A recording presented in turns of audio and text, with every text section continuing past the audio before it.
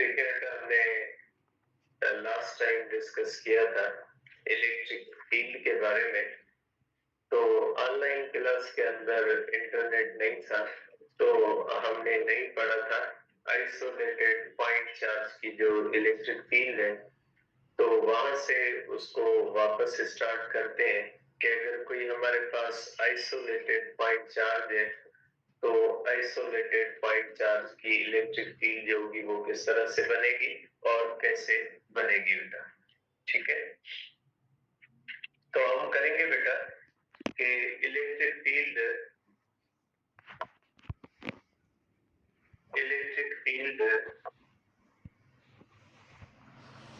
Of an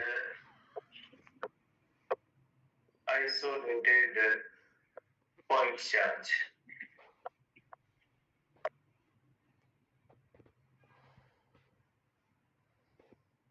electric field of an isolated point charge.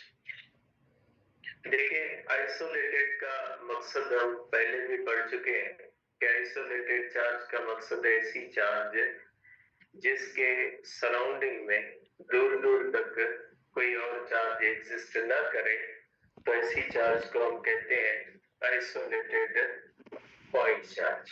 ठीक है, अब इसकी इलेक्ट्रिक फील्ड हमने देखनी है कि इसकी इलेक्ट्रिक फील्ड जो होती है वो किस तरह से बनती है और कैसे बनती है। सपोज कर ले बेटा कि इलेक्ट्रिक फील्ड ये हमारे पास एक आइसोलेटेड पॉइंट चार्ज। अब अगर यहाँ पे इसकी ये इलेक्ट्रिक फील्ड है, अगर इस पॉइंट पी पे, यहाँ पे मैं पॉइंट पी कंसीडर करता हूँ, इस पॉइंट पी का डिस्टेंस r है। अगर इस पॉइंट पी पे मैं इलेक्ट्रिक फील्ड देखना चाहूँ तो इलेक्ट्रिक फील्ड कितनी है, इसको मैंने इसका मैग्नीट्यूड भी देखना है और इसका डायरेक्शन भी देखना है कि इसका पॉइंट पी पे इलेक्ट्रिक फील्ड का डायरेक्शन क्या होता है या पॉइंट पी पे इलेक्ट्रिक फील्ड का मैग्नीट्यूड क्या होता है। दोनों चीजों को हमने देखना है। तो बेटा इलेक्ट्रिक फील्ड इंटेंसिटी का मकसद है फोर्स पर यूनिट चार्ज, कि किसी भी चार्ज के ऊपर कोई भी इलेक्ट्रिक फील्ड कितनी फोर्स लगाती है उसको हम कहते हैं इलेक्ट्रिक फील्ड इंटेंसिटी। तो देखिए बेटा इलेक्ट्रिक फील्ड जो फोर्स लगाती है वो हमेशा किसी चार्ज के ऊपर लगाती है। इलेक्ट्रिक फील्ड न्यूट्रल बॉडी के ऊपर भी फोर्स लगाती है ड्यू टू द इंडक्शन, लेकिन वो फोर्स डिफरेंट होती है, कोई उसका कांस्टेंट मैग्नीट्यूड नहीं होता। लेकिन अगर हमें किसी भी इलेक्ट्रिक फील्ड के अंदर इलेक्ट्रिक फील्ड इंटेंसिटी हमने चेक करनी है, हमने इलेक्ट्रिक फील्ड इंटेंसिटी को मेजर करना है, तो हम उस मकसद के लिए एक चार्ज का सहारा लेते हैं। और ऐसी चार्ज जो इलेक्ट्रिक फील्ड इंटेंसिटी को मेजर करने के लिए इस्तेमाल की जाती है उसको हम कहते हैं टेस्ट चार्ज। ठीक है, तो आप टेस्ट चार्ज के बारे में कहोगे कि ये जो होती है टेस्ट चार्ज, टेस्ट चार्ज का मकसद है कि very small positive charge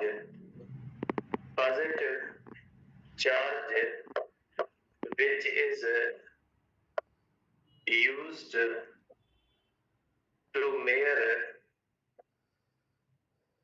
direction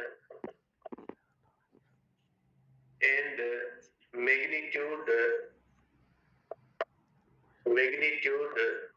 of electric field intensity। Electric field intensity का डायरेक्शन और मैग्नीट्यूड, इलेक्ट्रिक फील्ड इंटेंसिटी का मैग्नीट्यूड और डायरेक्शन देखने के लिए जो हम एक छोटी सी पॉजिटिव चार्ज लेते हैं उसको हम कहते हैं टेस्ट चार्ज। टेस्ट चार्ज की दो प्रॉपर्टीज होती है, एक होती है ऑलवेज पॉजिटिव और दूसरी होती है वेरी स्मॉल मैग्नीट्यूड होता है इसका। ठीक है, आप कह सकते हैं कि ये जो टेस्ट चार्ज होती है ये पॉजिटिव हम रखते हैं अब इसके पीछे कोई रीजन नहीं है, इसके पीछे कोई मैथमेटिक्स नहीं है कि टेस्ट चार्ज पॉजिटिव क्यों रखी जाती है।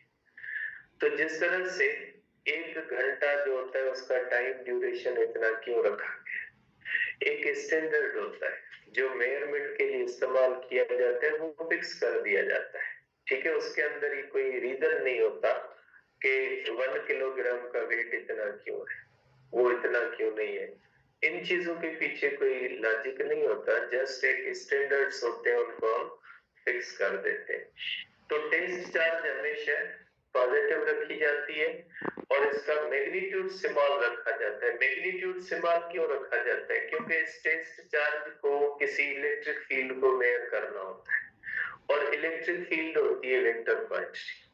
अगर टेस्ट चार्ज को हम बड़ा रखेंगे तो उसकी जो अपनी इलेक्ट्रिक फील्ड होगी वो उस इलेक्ट्रिक फील्ड को डिस्टर्ब कर देगी जिस इलेक्ट्रिक फील्ड को हमने मेजर करना होता है।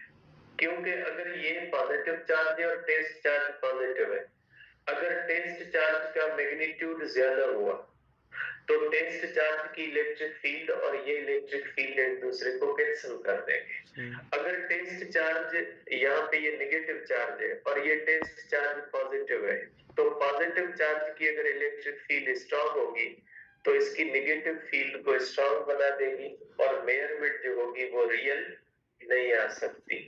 तो रियल मेजरमेंट के लिए जरूरी है कि टेस्ट चार्ज का जो मैग्नीट्यूड हो वो वेरी स्मॉल हो, ताकि वो उस फील्ड को मुतासिर न कर सके जिस फील्ड की हम मेजरमेंट करते हैं। अब अगर इसका मैग्नीट्यूड करते हैं कि magnitude of electric field, magnitude of electric field अगर हम देखें कि मैग्नीट्यूड कितना है, तो मैग्नीट्यूड के लिए हम इस तरह से लिखते हैं कि इलेक्ट्रिक फील्ड होती है force per unit test charge. अब आपको पता है कि यहाँ पे ये जो चार्ज होती है ये क्यू होती है, टेस्ट चार्ज को हम कहते हैं क्यू नॉट।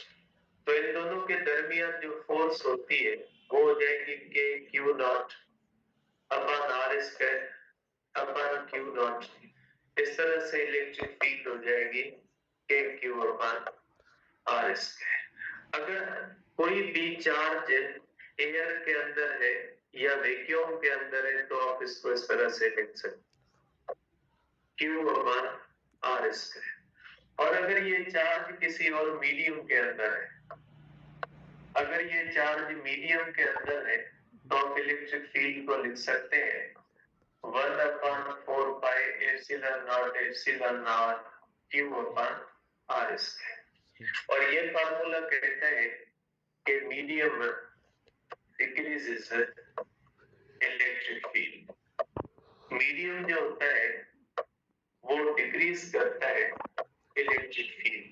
मीडियम जो होता है वो इलेक्ट्रिक फील्ड को डिक्रीज कर लेता है। डिफरेंट मीडिया के अंदर सेम चार्ज की इलेक्ट्रिक फील्ड की स्ट्रेंथ डिफरेंट होती है। सबसे ज्यादा स्ट्रांग होती है एयर के अंदर या वैक्यूम के अंदर। जो मीडियम ज्यादा पोलराइज होता है उसके अंदर strength of the electric field जो होती है वो उतनी वीक हो जाती है। तो आप कह सकते हैं कि इलेक्ट्रिक फील्ड जो होती है, ठीक है, इलेक्ट्रिक फील्ड जो होती है वो मीडियम पे डिपेंड करती है, ठीक है। और दूसरी बात ये कि इलेक्ट्रिक फील्ड जो होती है वो directly proportional to the magnitude of charge होती है, कि जितना चार्ज का मैग्नीट्यूड ज्यादा होगा उतनी इलेक्ट्रिक फील्ड क्या हो जाएगी, स्ट्रांग होगी। और तीसरी बात ये कि इलेक्ट्रिक फील्ड जो होती है is inversely proportional to the r. इसका मकसद है कि नॉन यूनिफॉर्म फील्ड है। किसकी नॉन यूनिफॉर्म फील्ड होती है? नॉन यूनिफॉर्म फील्ड होती है आइसोलेटेड पॉइंट चार्ज। आप ये नहीं समझिएगा कि हर इलेक्ट्रिक फील्ड जो होती है वो नॉन यूनिफॉर्म होती है, क्योंकि ये फार्मूला जो होता है ना ये सिर्फ आइसोलेटेड पॉइंट चार्ज का फार्मूला होता है। तो यहाँ तक हमने लास्ट टाइम किया था, अब हम करते हैं इसका आगे वाला पोर्शन। देखिए, तो ये हुआ हमारे पास इलेक्ट्रिक फील्ड इंटेंसिटी का मैग्नीट्यूड कैलकुलेट करने का फार्मूला। कि इलेक्ट्रिक फील्ड का मैग्नीट्यूड अगर हम कैलकुलेट करना चाहते हैं तो इलेक्ट्रिक फील्ड, लेकिन ये फार्मूला सिर्फ आइसोलेटेड चार्ज के लिए और चार्ज्ड स्फीयर के लिए। ये जो हमने फार्मूला किया है ये आइसोलेटेड चार्ज के लिए इस्तेमाल किया जा सकता है, और दूसरा ये इस्तेमाल किया जा सकता है किसी भी स्फीयर के लिए। अगर कोई स्फीयर चार्ज होता है, स्फीयर को चार्ज करते हैं, तो उसकी इलेक्ट्रिक फील्ड के लिए भी ये फार्मूला इस्तेमाल किया जा सकता है। बाकी हर किस्म की चार्ज के लिए ये फार्मूला इस्तेमाल नहीं किया जा सकता। अब हमने देखा कि इलेक्ट्रिक फील्ड जो होती है वो वेक्टर होती है, तो मैग्नीट्यूड निकालना हमने देखा कि मैग्नीट्यूड उसका कैसे फाइंड होता है। तो मैग्नीट्यूड के लिए हम टेस्ट चार्ज लेते हैं, और डायरेक्शन जो होता है उसके लिए भी हम क्या लेते हैं, टेस्ट चार्ज लेते हैं। अब हम देखते हैं कि इलेक्ट्रिक फील्ड का डायरेक्शन कैसे बनाते हैं। Direction of electric field, direction of electric field. देखिए इलेक्ट्रिक फील्ड वेक्टर क्वांटिटी है बेटा। Electric field is vector quantity. Electric field is vector quantity,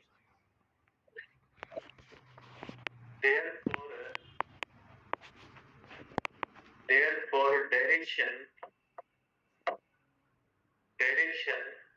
of electric field is determined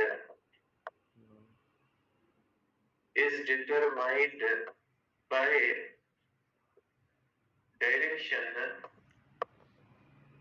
direction of force on point charge, on test charge। किसी भी charge के लिए नहीं होता, यहाँ पे टेस्ट चार्ज के लिए होता है। इलेक्ट्रिक फील्ड जो होती है वो एक वेक्टर क्वांटिटी है, और इलेक्ट्रिक फील्ड जो होती है उसका डायरेक्शन वही होता है जो डायरेक्शन ऑफ जो है वो फोर्स का डायरेक्शन होता है आइसोलेटेड टेस्ट चार्ज के ऊपर। तो अगर हम कोई भी इलेक्ट्रिक फील्ड लेते हैं और उस इलेक्ट्रिक फील्ड का अगर हम डायरेक्शन देखते हैं कि इस इलेक्ट्रिक फील्ड का डायरेक्शन कौन सा होगा, तो हम टेस्ट चार्ज के ऊपर देखेंगे कि टेस्ट चार्ज के ऊपर वो जो फील्ड होती है वो टेस्ट चार्ज के ऊपर कितनी फोर्स लगाती है।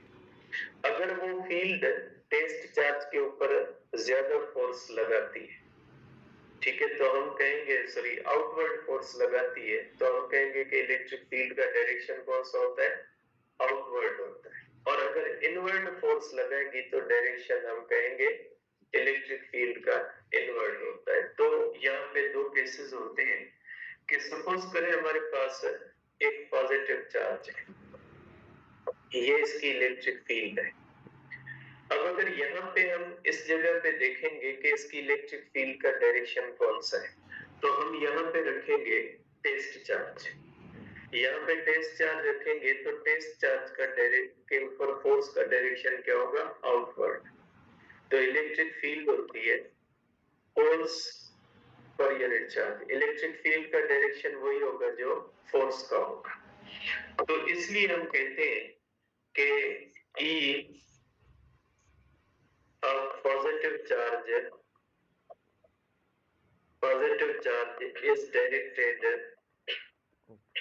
is directed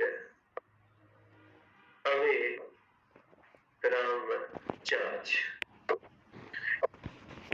ठीक है, इसका डायरेक्शन जो होता है पॉजिटिव चार्ज की इलेक्ट्रिक फील्ड का डायरेक्शन आउटवर्ड होता है, या इसको अवे कह दें या आउटवर्ड कह दें कि जो पॉजिटिव चार्ज होती है उसकी इलेक्ट्रिक फील्ड का डायरेक्शन आउटवर्ड माना जाता है। वो किसकी बुनियाद पे माना जाता है, टेस्ट चार्ज की बुनियाद पे।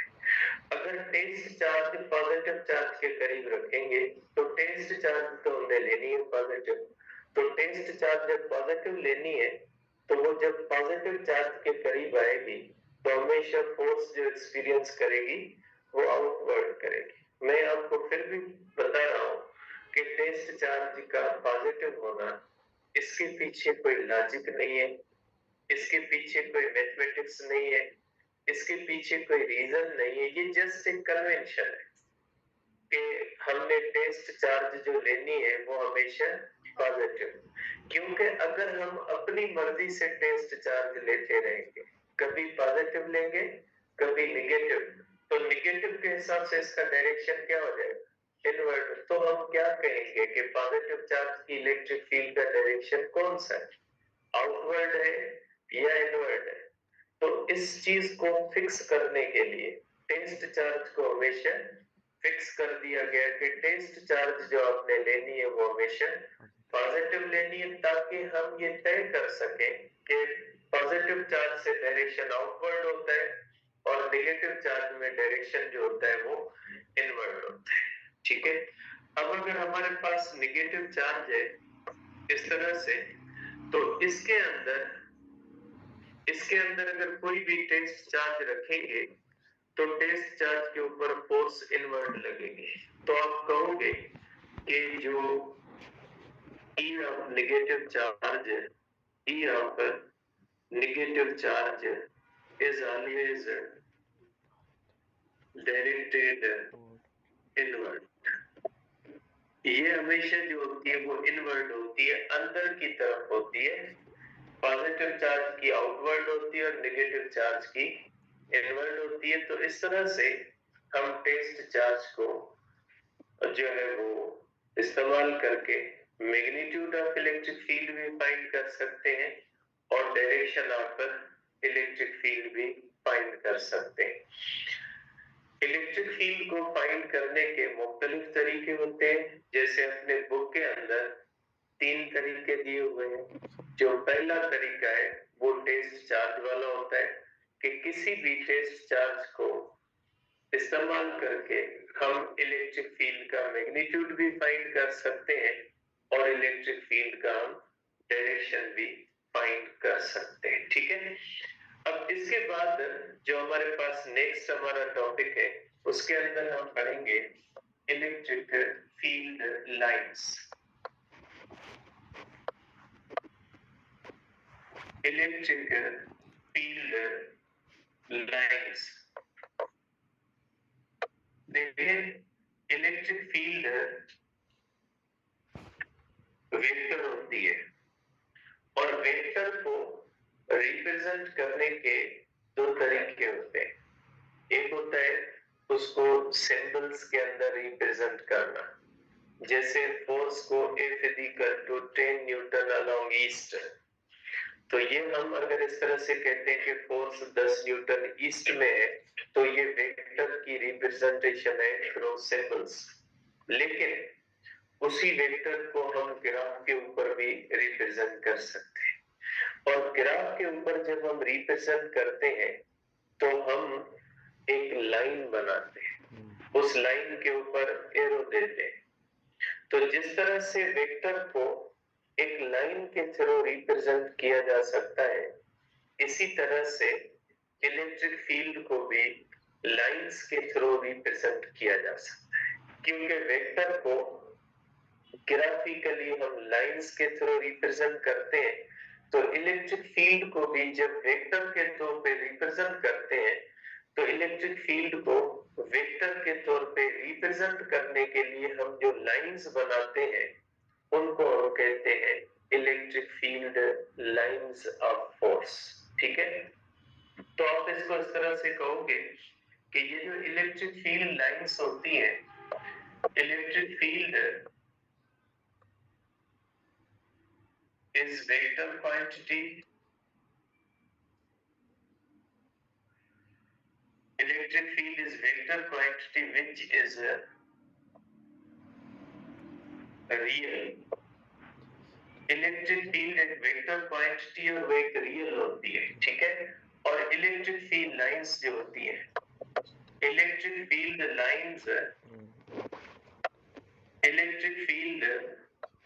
Lines are imaginary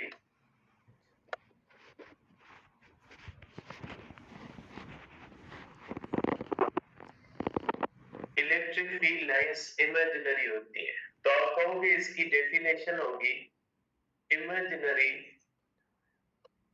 lines, imaginary lines drawn in electric field to represent magnitude and direction of electric field intensity. आप कह सकते हैं जब इलेक्ट्रिक फील्ड को वेक्टर के तौर पे रिप्रेजेंट करते हैं तो vector representation of electric field जो होती है वो हमेशा इलेक्ट्रिक फील्ड लाइन से की जाती है, वेक्टर पिक्चर होती है। इलेक्ट्रिक फील्ड को वेक्टर पिक्चर के अंदर जब हम देखना चाहें, जब उसको फिजिकली इलेक्ट्रिक फील्ड को ड्रॉ करना चाहें, क्योंकि ये एक ऐसी चीज होती है जो नजर नहीं आती। इलेक्ट्रिक फील्ड जब कोई चीज नजर नहीं आती तो उसको हम एक इमेजिनरी सिंबल से ड्रॉ करते हैं। तो इलेक्ट्रिक फील्ड को भी आप कह सकते हैं कि इलेक्ट्रिक फील्ड जो होती है वो भी एक वेक्टर रिप्रेजेंटेशन होती है। इलेक्ट्रिक फील्ड जो होती है वो वेक्टर रिप्रेजेंटेशन होती है। और किसकी वेक्टर रिप्रेजेंटेशन होती है? इलेक्ट्रिक फील्ड की। जो रियल सेंस में हम इलेक्ट्रिक फील्ड बनाते हैं ना, वो थ्रू फील्ड लाइन्स हम बनाते हैं। तो आप कहोगे कि ये इमेजिनरी लाइंस होती हैं जो किसी भी इलेक्ट्रिक फील्ड का मैग्नीट्यूड और डायरेक्शन दिखाने के लिए इलेक्ट्रिक फील्ड के अंदर ड्रॉ की जाती हैं, तो उसको हम कहते हैं इलेक्ट्रिक फील्ड लाइंस। आप ये भी कह सकते हैं कि concept of electric field was presented by Faraday। Electric field का कॉन्सेप्ट जो था वो फेराडे ने पेश किया था।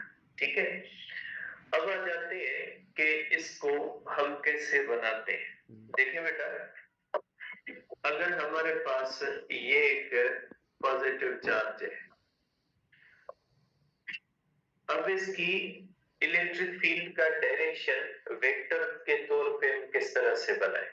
तो आपको पता है इलेक्ट्रिक फील्ड का डायरेक्शन वही होता है जो टेस्ट चार्ज के ऊपर फोर्स का होता है।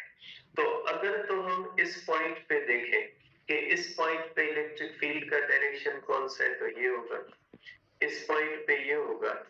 डिफरेंट पॉइंट्स पे अगर हम देखेंगे तो डिफरेंट पॉइंट्स पे अगर हम टेस्ट चार्ज रखते जाएंगे और इलेक्ट्रिक फील्ड का डायरेक्शन बनाते जाएंगे तो पूरा स्पेस जो होगा वो वेक्टर से भर जाएगा। इस तरह से अगर हम इस तरह से मुख्तलिफ पॉइंट्स पे टेस्ट चार्ज रखते जाएंगे और इलेक्ट्रिक फील्ड का वेक्टर रिप्रेजेंट करते जाएंगे तो पूरी इलेक्ट्रिक फील्ड जो होगी वो वेक्टर से भर जाएगी। ठीक है, क्योंकि अगर आपने इलेक्ट्रिक फील्ड को एज अ वेक्टर रिप्रेजेंट करना है तो लाइन के थ्रू रिप्रेजेंट करना है। ठीक है, अगर आप लाइन के थ्रू रिप्रेजेंट करना चाहते हैं तो वो लाइन आप बनाते हैं टेस्ट चार्ज की बुनियाद पे। तो टेस्ट चार्ज रखते जाओगे और वहां पे उस इलेक्ट्रिक फील्ड का एरो बनाते जाओगे तो इलेक्ट्रिक फील्ड के अंदर इनफाइनाइट पॉइंट्स होती है। इलेक्ट्रिक फील्ड के अंदर इनफाइनाइट पॉइंट्स होती हैं और हर पॉइंट का एरो अगर आप अलग से बनाते जाओगे तो पूरी इलेक्ट्रिक फील्ड जो होगी वो एरो से भर जाएगी और फिर आपको किसी भी स्पेसिफिक पॉइंट पे इसकी इलेक्ट्रिक फील्ड का डायरेक्शन पता नहीं लग सकता। तो आप कहोगे कि अगर किसी भी चार्ज की इलेक्ट्रिक फील्ड के अंदर आप डिफरेंट पॉइंट्स पे अलग अलग से एरोस बनाओगे तो पूरी जो इलेक्ट्रिक फील्ड होगी वो इस तरह से एरोस से भर जाएगी और आपको किसी भी पर्टिकुलर पॉइंट पे डायरेक्शन का पता लगाना मुश्किल हो जाएगा। इसके लिए भी फेराडे ने एक सॉल्यूशन दिया। फेराडे ने ये कहा कि आप ऐसा करें कि आप अलग अलग हर पॉइंट की इलेक्ट्रिक फील्ड लाइन न बनाएं। आप ऐसा कर दें, अगर पॉजिटिव चार्ज है तो उसके बाद क्योंकि उससे डायरेक्शन आउटवर्ड होता है तो इस तरह से कंटिन्यूअस लाइंस बनाते हैं। हर पॉइंट की अलग अलग आउटवर्ड लाइन बनाने से बेहतर है कि आप इस तरह से कंटिन्यूअस लाइंस बना दें। और अगर नेगेटिव चार्ज है तो उसका डायरेक्शन जो होता है नेगेटिव चार्ज का इनवर्ट होता है। तो अगर इसका डायरेक्शन इनवर्ट होता है तो इसके अंदर लाइंस का डायरेक्शन जो है वो कौन सा बना दे, इनवर्ट बना दे। ठीक है, पॉजिटिव चार्ज से डायरेक्शन आउटवर्ड बना दे और नेगेटिव चार्ज के अंदर लाइंस का डायरेक्शन जो है वो इनवर्ट बना दे। हर पॉइंट का अलग अलग इलेक्ट्रिक फील्ड लाइन न बनाए, आप कंटिन्यूअस लाइंस बना दे। ठीक है, अब ये जो इलेक्ट्रिक फील्ड लाइंस होती है ये vector representation of electric field होती है। तो जो वेक्टर होता है ना, जब आप उसको वेक्टर को ग्राफ के अंदर जाहिर करते हो तो लेंथ ऑफ द लाइन जो होती है वो मैग्नीट्यूड ऑफ वेक्टर को जाहिर करती है और उसका जो एरो होता है वो किसको जाहिर करता है, डायरेक्शन को। यहाँ पे भी कुछ ऐसा ही होता है। ठीक है, आप कह सकते हो कि यहाँ पे लेंथ ऑफ लाइन या density of lines, density of lines represent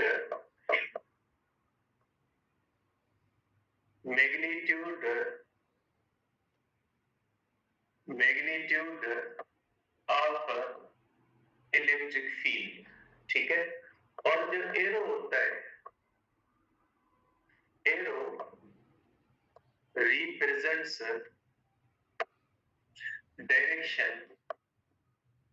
direction of electric field. अब इस पॉइंट को इस तरह से आप समझे, अगर आपके पास एक चार्ज है और वो 1 कूलम चार्ज है। ठीक है, ये 1 कूलम चार्ज है, इसकी लाइनें कम भी है और छोटी भी है।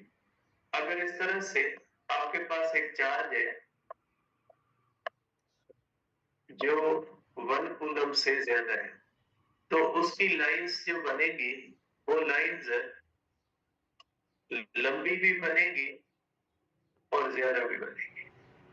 तो ये जो डेंसिटी ऑफ लाइंस होती है या जो लेंथ ऑफ द लाइंस होती है वो किसको रिप्रेजेंट करती है, वो रिप्रेजेंट करती है मैग्नीट्यूड ऑफ इलेक्ट्रिक फील्ड। अगर लेंथ ऑफ द लाइन कम है, अगर लेंथ ऑफ द लाइन जो होती है वो कम होती है तो या नंबर तादाद कम होती है तो आप कहोगे कि चार्ज जो होती है वो कम है। और अगर लाइंस बड़ी होती है और उनकी तादाद भी ज्यादा होती है, डेंसिटी ज्यादा होती है, तो आप कहोगे कि इलेक्ट्रिक फील्ड जो होती है वो स्ट्रांग होती है। ठीक है, तो आप कहोगे कि इस तरह से आप कह सकते हैं कि कौन सी इलेक्ट्रिक फील्ड वीक होती है और कौन सी इलेक्ट्रिक फील्ड स्ट्रांग होती है। At any certain point,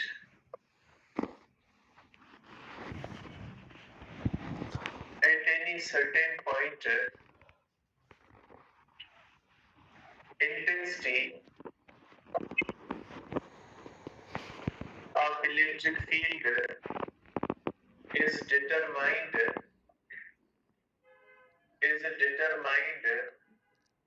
by space between lines।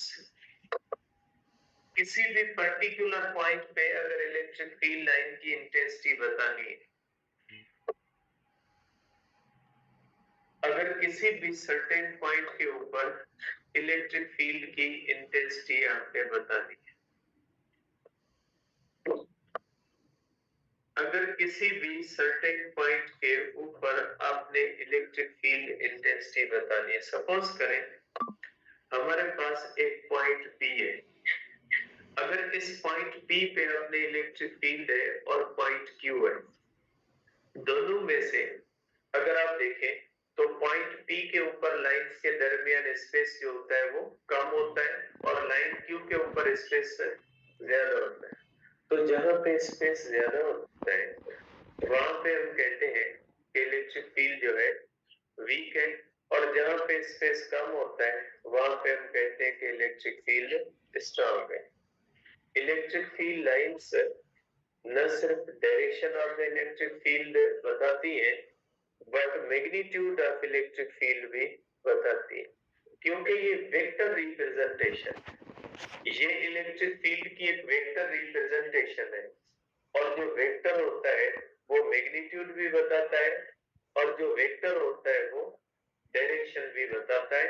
इसलिए जो डेंसिटी ऑफ द लाइंस होती है, जो डेंसिटी ऑफ द लाइंस होती है वो मैग्नीट्यूड बताती है। किसी पर्टिकुलर पॉइंट पे जो स्पेस बिटवीन लाइंस होता है वो मैग्नीट्यूड बताता है, और एरो जो होता है वो डायरेक्शन बताता है। ये होती है हमारे पास नॉन यूनिफॉर्म फील्ड। ये हमारे पास नॉन यूनिफॉर्म फील्ड होती है। अगर आपके पास हो यूनिफॉर्म फील्ड, अगर ये हमारे पास इस तरह से हमारे पास यूनिफॉर्म इलेक्ट्रिक फील्ड होती है,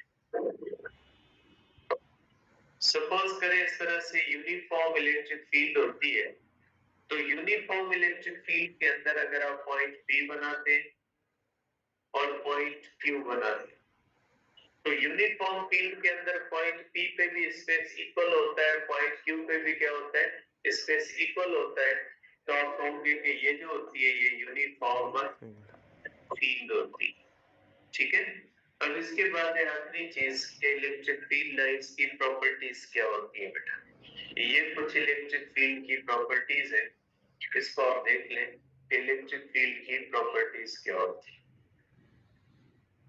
ये मैं बेटा ऑनलाइन में ये शायद थोड़ा ब्लर नजर आएगा, यहाँ पे भी आ रहा है, तो फिर इसकी पिक्चर मैं आपको भेज देता हूँ, अभी समझा देता हूँ बेटा इसको।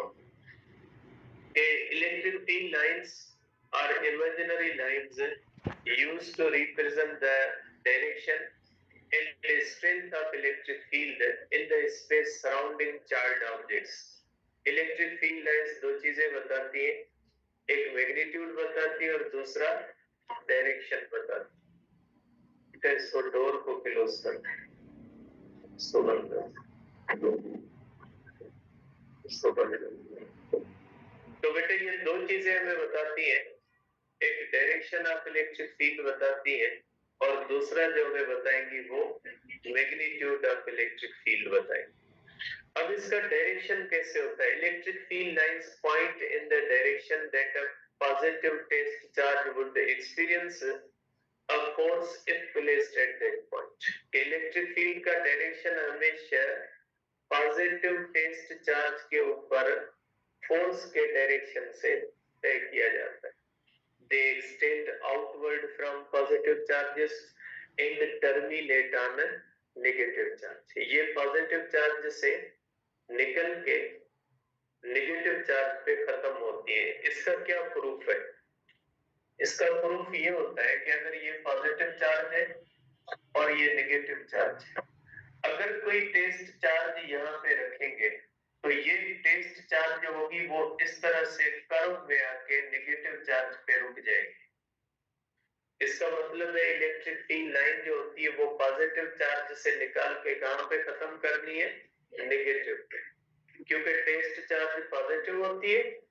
जब आप उसको पॉजिटिव चार्ज के करीब छोड़ोगे तो वो यहाँ से घूमती हुई कहां पे आके रुक जाएगी, नेगेटिव। इसका मकसद है जहां पे ये रुक जाती है वहां पे इलेक्ट्रिक फील्ड क्या होती है, लाइन खत्म हो जाती है। इसलिए हम कहते हैं electric field lines are terminating. Electric field lines खत्म होने वाली होती है बट कंटीन्यूअस। कंटीन्यूअस का मकसद है जहां पे होती है वहां पे कोई भी ऐसी जगह नहीं होती जहां पे इलेक्ट्रिक फील्ड ना हो। जहां पे ये होती है वहां पे कोई भी स्पेस नहीं होता खाली, लेकिन ये टर्मिनेटिंग होती है, नेगेटिव चार्ज पे खत्म हो जाती है, बाकी स्पेस में खत्म नहीं होगी। सपोज करें ये पॉजिटिव चार्ज है और वैक्यूम है, अगर कोई टेस्ट चार्ज यहाँ पे रखेंगे तो ये टेस्ट चार्ज इंफिनिटी तक मूव करती रहेगी जब तक किसी भी चार्ज की इलेक्ट्रिक फील्ड लाइन पॉजिटिव से निकल के नेगेटिव में खत्म हो। अगर कोई चार्ज्ड फ्री स्पेस है, जहां पे कोई चार्ज नहीं है तो इलेक्ट्रिक फील्ड कहां तक जो है वो ट्रेवल करती है, इंफिनिटी तक।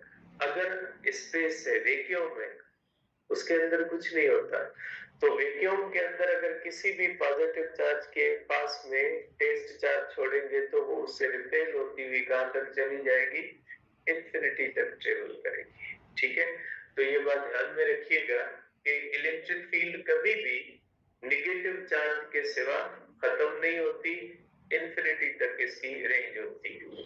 They extend from positive charges and terminate on negative charges. The direction of the electric field is the same as the direction of electric field lines in the case of single isolated charge. If two charges placed next to each other, the electric field direction is given by the tangent drawn at any point on the lines. अगर कोई single charge होती है तो इसकी electric field इस तरह से straight बनती है, और जो डायरेक्शन इलेक्ट्रिक फील्ड लाइन का वही डायरेक्शन इलेक्ट्रिक फील्ड का। लेकिन अगर पेयर ऑफ चार्जेस है तो इसके अंदर लाइन कर्व्ड होती है, देयरफॉर इसका डायरेक्शन किससे आता है, टेंजेंट से आता है। ठीक है, अब ये जो होती है electric field lines originate from positive charges and terminate on negative charges, they do not start और एंड इन एम्प्टी स्पेस। ये मैं चीज आपको बता चुका कि पॉजिटिव चार्ज से लाइन निकल के इस खाली खत्म नहीं होगी, ये हमेशा नेगेटिव पे खत्म होती है। ये चीज आपके बुक में भी लिखी हुई है। They do not start or end in empty space. These lines cannot form closed loops. Close loop का मकसद होता है कि ये कभी भी सर्कुलर फॉर्म में नहीं आ सकती, क्योंकि अगर इलेक्ट्रिक फील्ड लूप बनाएगी तो वो नेवर एंडिंग हो जाएगी, क्योंकि सर्किल का कोई एंड नहीं होता। Magnetic field line can form loops क्योंकि magnetic field lines are never ending. ये डिफरेंस होता है between electric field and magnetic field lines. Electric field lines are ending, magnetic field lines are never ending. ठीक है, दे अब ये जो होती है बेटा कि electric field lines originate from positive charges, terminate on negative charges, they do not start और end in empty space. These lines can not form closed loops, therefore they extend to infinity. The number of field lines leaving a positive charge or entering a negative charge is proportional to the magnitude of the charge. ये मैं आपको बता चुका कि अगर charge बड़ी होती है तो उसकी लाइंस ज्यादा बनती हैं और छोटी होती है तो उसकी चार्जेस कम बनती हैं। ठीक है, तो यही चीज कही गई यहाँ पे। For isolated charge, the electric field lines come out of a positive charge and terminate at infinity, and on the other hand, they start from infinity and terminate at a negative charge. अकेली charge की सूरत में जाएंगी भी infinity तक, आएंगे भी infinity से। The number of lines leaving a positive charge or entering a negative charge is proportional to the magnitude of the charge. ये चीज भी हो गई। अब इसके बाद है density of the lines. Density of the lines का मैंने आपको बताया कि जितनी लाइंस की डेंसिटी ज्यादा होगी वहां पे इलेक्ट्रिक फील्ड क्या हो जाएगी, ज्यादा होगी। और यही से कांसेप्ट आता है फ्लक्स का, क्योंकि number of electric field lines जो होती है वो क्या हो जाती है, इलेक्ट्रिक फ्लक्स होती है। Flux is the second method to measure the electric field intensity. इसके बाद जो होती है वो perpendicular to the conducting surface होती है। इलेक्ट्रिक फील्ड जब कोई भी चीज चार्ज होती है ना तो उसकी इलेक्ट्रिक फील्ड लाइंस हमेशा उस चीज से परपेंडिकुलर, इवन ये जो होती है ना निकलती भी परपेंडिकुलर है और इंटर भी परपेंडिकुलर होती है। इसका सिंपल मकसद आप ये समझ ले कि जब हम किसी भी चीज को चार्ज करते हैं तो उसमें से जो इलेक्ट्रिक फील्ड लाइंस निकलती है वो हमेशा परपेंडिकुलर होती है उस सरफेस से जिस सरफेस की होती है। और कंडक्टर के अंदर इलेक्ट्रिक फील्ड जीरो होती है, पोलराइजेशन का मैं आपको बता चुका। No intersecting lines, electric field lines कभी भी एक दूसरे को इंटरसेक्ट नहीं करती। जैसे सपोज करें अगर ये हमारे पास पॉजिटिव चार्ज है और ये पॉजिटिव चार्ज है, इसकी लाइनें इस तरह से बनती है, ये इंटरसेक्ट नहीं करती। अगर इन्होंने इस तरह से इंटरसेक्ट कर लिया तो इसका मकसद है कि इस पॉइंट पे टू डायरेक्शंस हो जाएंगे, दो डायरेक्शंस हो और दो डायरेक्शन एक ही पॉइंट पे इलेक्ट्रिक फील्ड के नहीं हो सकते, हमेशा एक होता है और ये इंटरसेक्ट नहीं करती, इसीलिए एक दूसरे के ऊपर प्रेशर लगाती है और प्रेशर लगा के एक दूसरे को रिपेल कर देती है। एक जैसी चार्जेस एक दूसरे को रिपेल इसीलिए करती है कि ये लाइंस एक दूसरे के ऊपर प्रेशर लगाती है, ठीक है। और इसके बाद जो यूनिफॉर्म फील्ड होती है, यूनिफॉर्म फील्ड के अंदर जो लाइंस बनती है उनके दरमियान स्पेस इक्वल होता है और जहां पे क्लोजर चार्जेस जहां पे इलेक्ट्रिक फील्ड स्ट्रांग होती है तो ये एक दूसरे के क्लोज होती है और जहां पे वीक होती है वहां पे एक दूसरे से दूर होती है। और पॉजिटिव और नेगेटिव चार्जेस जब एक जैसी चार्जेस एक दूसरे के सामने आती है तो उनकी लाइनें एक दूसरे के ऊपर लेटरल प्रेशर लगाती है। इसको हम कहते हैं, देखिए लाइनों का डायरेक्शन अपवर्ड है और ये एक दूसरे को रिपेल किस तरह से करती है, इस तरह से। तो इनका जो इंटरेक्शन होता है उसमें ये जो रिपल्शन होती है वो इन इलेक्ट्रिक फील्ड लाइन के डायरेक्शन से क्या होती है, परपेंडिकुलर होती है। जबकि अगर अपोजिट चार्जेस होती है, जबकि अपोजिट चार्जेस होती है तो अपोजिट चार्जेस की लाइंस एक दूसरे के अंदर श्रिंक होती है। अगर ये पॉजिटिव चार्ज है, नेगेटिव चार्ज है, इनकी लाइनें जब एक दूसरे के साथ मिलेंगी तो वो लाइनें श्रिंक होंगी और श्रिंक होने की वजह से वो चार्जेस एक दूसरे के क्लोज आ जाएंगी और ऐसा महसूस होगा कि चार्जेस एक दूसरे को अट्रैक्ट कर रही।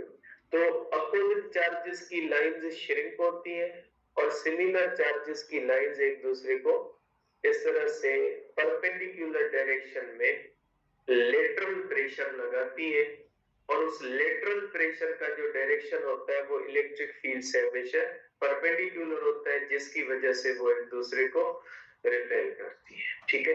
तो ये इलेक्ट्रिक फील्ड लाइंस की प्रॉपर्टीज है, पैटर्न में लगा देता हूँ, इसको देख लीजिएगा। मुख्तलिफ चार्ज